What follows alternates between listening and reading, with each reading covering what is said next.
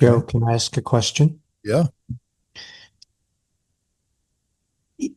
Your spreadsheet is very quantitative, Hmm. but it doesn't address the issue of risk. So in a stock market play, it goes up, it goes down. Hmm. It's been going up for a while, fueled by what I think are extraneous artificial factors.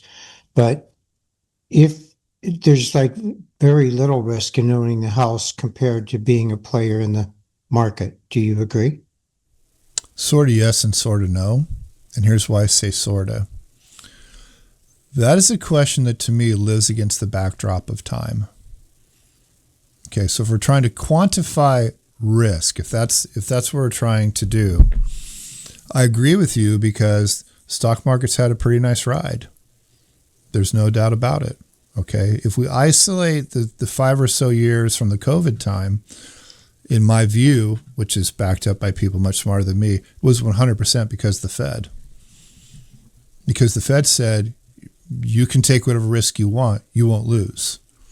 And that's why we had this huge shift into, those assets. And it wasn't just the stock market, it was also the real estate market. And that was the huge amount of appreciation because rates went down so much. I listened to a guy say yesterday, and I couldn't quite remember this, but it was March of 2020 when you could lock a loan, a 30-year fix for 2.65. Okay. Today it's 400 basis points higher, which makes your value upside down and makes your payment upside down. Okay. We're not going to talk about that today. You guys understand that. So do I think the stock market is riskier? I think it depends on what you're arguing. If I'm just being completely agnostic, here would be my view for the 20 something. It's probably a better time now to buy a house than it was 2 years ago, just because of the general softening of markets from the buying side. Okay. Excuse me, from the selling side. Again, it's local sport. We understand that. But if I was 26, 27, 28, somewhere in there, and I had enough dough for a down payment and I could buy a house, I'd do that first. I would. Okay. And you're right. This is does it pencil, not does it feel good.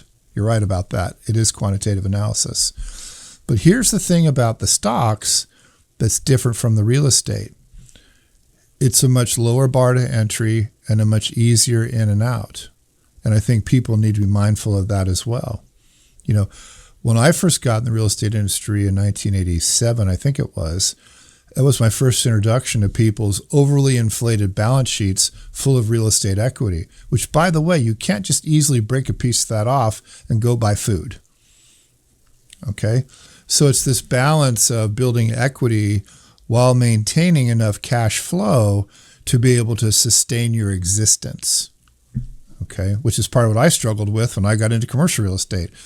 I was painting taco times at night to make enough money for food until I made my first deal. That's how I got into the business. But, I was 26 and all the things that 26-year-old men are all about, and I could do that. Today, probably not so much. So I'm sorry that's not a yes or no answer. It's a good question. I think it's a case by case. But in this case that we're talking about, I would tell the younger person, seize the opportunity, lock down the real estate. You can get into the stocks and out of the stocks way easier and faster. Okay. To your second point, I just want to say something about this. It's probably true that if not for AI, we would not have seen the stock market that we've seen in the last year and a half-ish. It's probably true. Okay. But we did. And this is human innovation. And this is the world that we live in. And these things happen. And as I told you guys, enough times you're ready to put your finger down your throat. It's the Fed. That's the villain.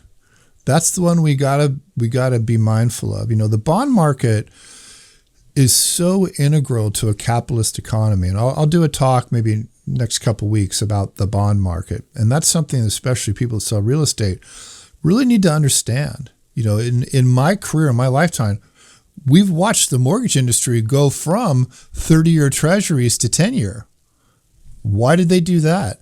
Because the world is so much more volatile that they're teeing off of an indice that doesn't reach out as far. Okay, that's just financial markets adopting to the world around us. Okay, I'll get off that high horse now.